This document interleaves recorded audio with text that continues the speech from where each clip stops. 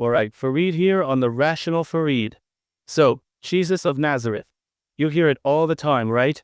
It's practically inseparable.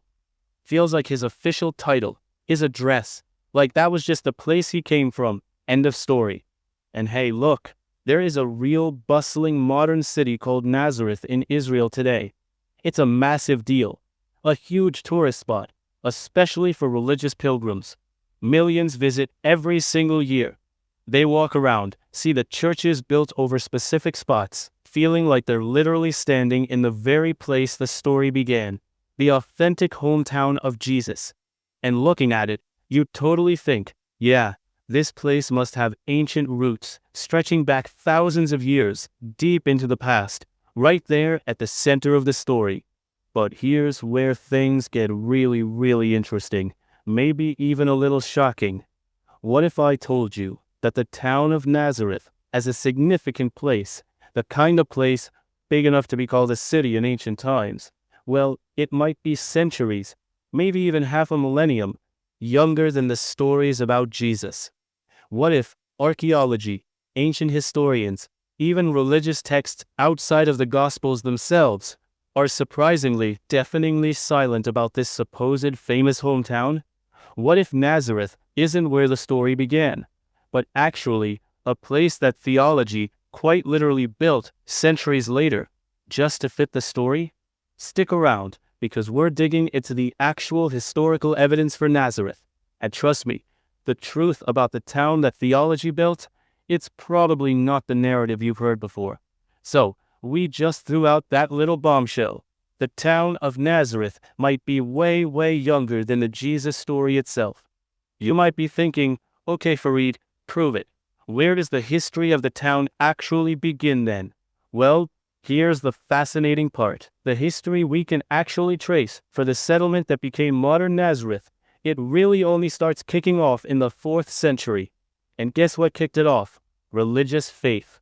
See, after the Roman Empire officially adopted Christianity, around the 4th century, Emperor Constantine's very own mother, a woman named Helena, went on a little spiritual road trip. She was basically on a pilgrimage to the so-called Holy Land, specifically on a relic hunt for her newly acquired lord. She wanted to find physical places connected to the stories she was now devoted to. Now, when she got to the area where Nazareth is today, this is key. She found nothing. Zip. Nada. No city, no town, not even a little village. Just the landscape. Well, nothing except for one single well.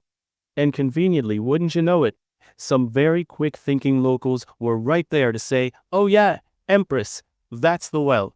The one where Mary, Jesus' mom, drew water. Totally helpful, right? So, naturally, over that well, the Empress ordered a church built. Because if it's a holy spot, you build a church. Fast forward, just about a generation. Another important lady from the imperial court, Egeria from Spain, visits the same area. And what does she find? Or perhaps more accurately, get directed towards? A cave nearby. And the story attached to that spot?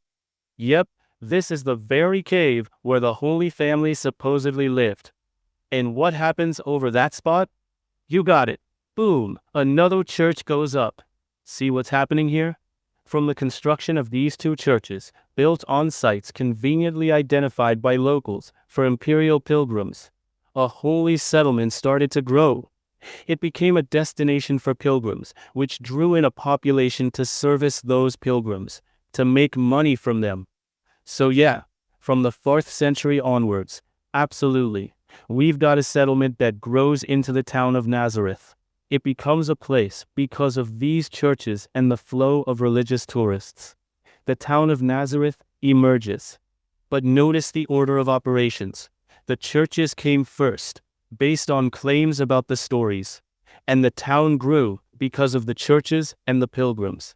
It was essentially built by theology and pilgrimage, not the other way around, as a historical starting point. But if the town we know started in the 4th century, what was going on before that? Especially back in the supposed time of Jesus in the 1st century. Was there anything there? That's the real question. And the evidence, well, it's even more telling. Okay, so we've established the town of Nazareth as we know it really gets going in the 4th century, built around those churches and the pilgrims they attracted. But the big question is, what about the time before then? The 1st century, when the stories of Jesus are set, was there anything there that matches the picture painted in the Gospels? Well, this is where the silence gets absolutely deafening. When you actually look for evidence of a significant place called Nazareth existing in the 1st century, it's just not there at all. It's like hitting a historical brick wall. Let's start with the records, the ancient paperwork. We're talking about sources that you would absolutely expect to mention Nazareth if it was a real, notable place tied to such a famous story. We have a major church father from the 3rd century named Origen. He lived just 30 miles down the road in the city of Caesarea, practically neighbors in the ancient world. And he literally commented that he had no idea where Nazareth was located. Think about that. A prominent religious scholar living practically next door had never even heard of it. Or how about early pilgrims? We have the travel diary, the itinerary of an early visitor called the Pilgrim of Bordeaux. This guy toured the Holy Land centuries before Helena and her church-building spree. He lists tons of places mentioned in the Old Testament and early Christian lore. But Nazareth? Not a single mention. It's just absent from his very detailed list. And it gets worse, or maybe better, depending on your perspective. Search the entire Old Testament, from Genesis to Malachi, cover to cover. Nazareth? Nowhere to be found. Search the Talmud, the major body of Jewish religious law and lore. Nazareth? Again, completely absent. How about the New Testament writers themselves, outside of the Gospels? Look at the letters ascribed to St. Paul. This is the guy who mentions the name Jesus over 200 times in his writings. You'd think, if Jesus was famously of Nazareth, Paul might mention the hometown at some point, as part of his identity, right? Nope. Not once does Paul mention the town of Nazareth. And it's not just religious texts missing it. No ancient history or geographer from the time mentions a place called Nazareth either. The historical paper trail is completely, totally blank. Okay, so the ancient texts are silent. What about the ground truth? What has over 200 years of dedicated archaeology found in the area where Nazareth is today, specifically looking for evidence from the 1st century?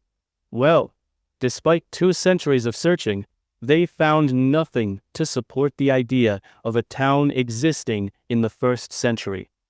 They found some meager artifacts, mostly from burial sites, dating from periods both earlier and later. But for the actual time the Gospels are set, at best the few tiny finds suggest maybe, a minuscule farming settlement. We're talking perhaps 1, possibly 2 or 3 extended families living there. That's literally it. That is nothing like the city of Nazareth described in the Gospels. And let's be real, a tiny rustic community of maybe 3 families? There is absolutely no way that place would have had a synagogue, which is another place the Gospels claim Jesus spent significant time speaking. So think about the weight of that.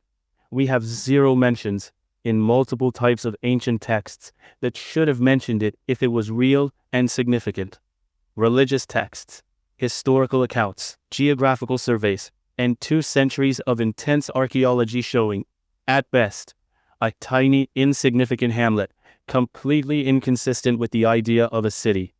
The evidence for a significant Nazareth in the 1st century, it's not just scarce, it's effectively non-existent.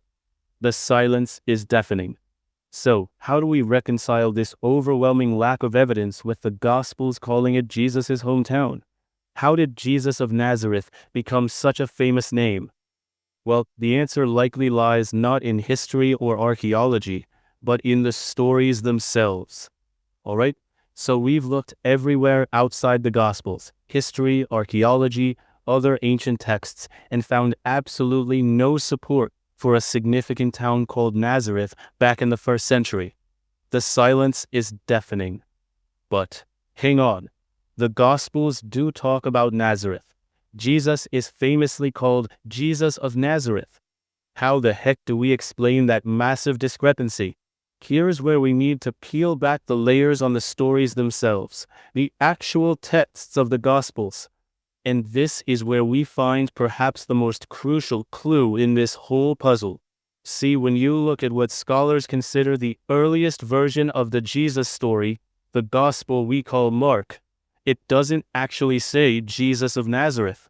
It says Jesus the Nazarene. Nazarene.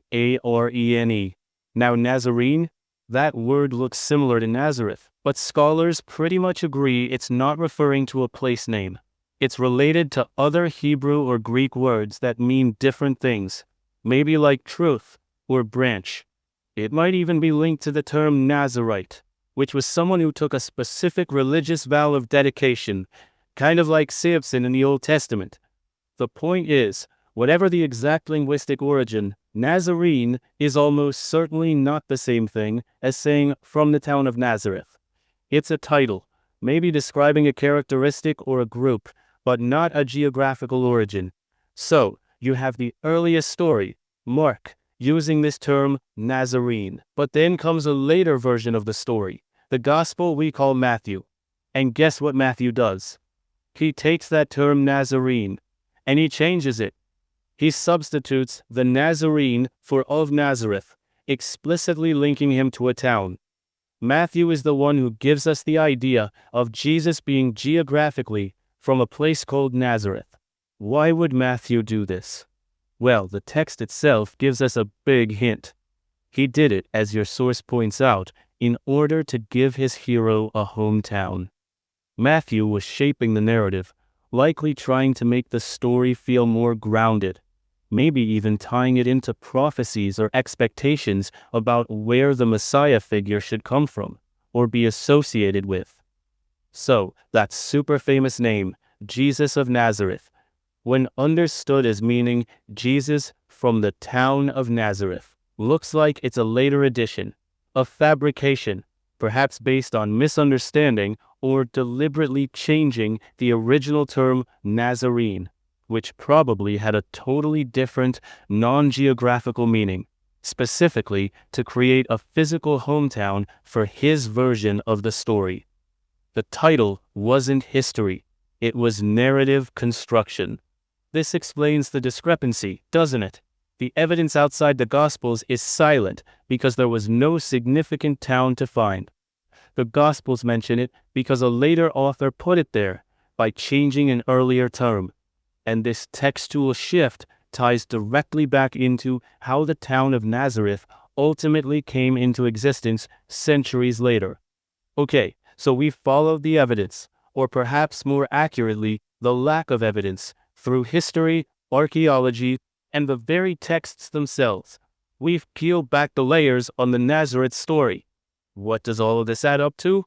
The history is clear. The town of Nazareth, as we know it today, really only gets going in the 4th century. It wasn't some ancient hub where the story began.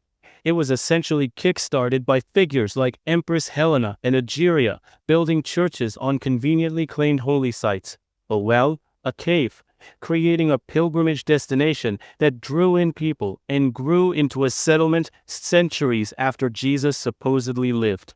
Before that 4th century, as we saw, the evidence for a significant Nazareth is simply non-existent. Zero mentions in ancient historians, geographers, the Old Testament, the Talmud, or even in St. Paul's extensive letters where he mentions Jesus hundreds of times. And 2 centuries of dedicated archaeology find absolutely nothing to support a town or a city in the 1st century. Only the possibility of a tiny, insignificant farming hamlet at best. And that familiar name, Jesus of Nazareth. We looked at the Gospels and found the key. The earliest version, Mark, uses Nazarene, which isn't a place name. It was the later Gospel author, Matthew, who explicitly changed this to of Nazareth, specifically, as the text puts it, in order to give his hero a hometown. So here's the bottom line. Based on the historical records and the textual evidence, the city of Nazareth as depicted in the Gospels and as a foundational historical location for Jesus, it's not the precursor to the faith. It's a product of the faith. It's a place that grew centuries later because the stories were already being told, and later religious and political powers wanted to create physical sites to anchor those stories. The evidence strongly suggests that in first-century Galilee, the significant city of Nazareth from the Gospels simply didn't exist. And if there was no Nazareth, then there was no Jesus of Nazareth, who actually came from a town called Nazareth. The name and the place, in the context of the story's origin, appear to be something constructed, layered onto the narrative much later, primarily by the church, to give the fable a seemingly solid geographical anchor it didn't historically possess. Okay, that was a deep dive into the curious case of Nazareth, the town that theology built. What did you think of this historical investigation? Does learning this change how you see the name Jesus of Nazareth, or the origin of the stories? I'd love to hear your thoughts, so please drop a comment below. I read everything. If you found this kind of historical fact-checking and myth-busting interesting, or maybe even a little eye-opening, please hit that like button and subscribe to the Rational Farid for more videos exploring history, religion, and skepticism. Thanks so much for watching and spending some rational time with me. I'll see you in the next video.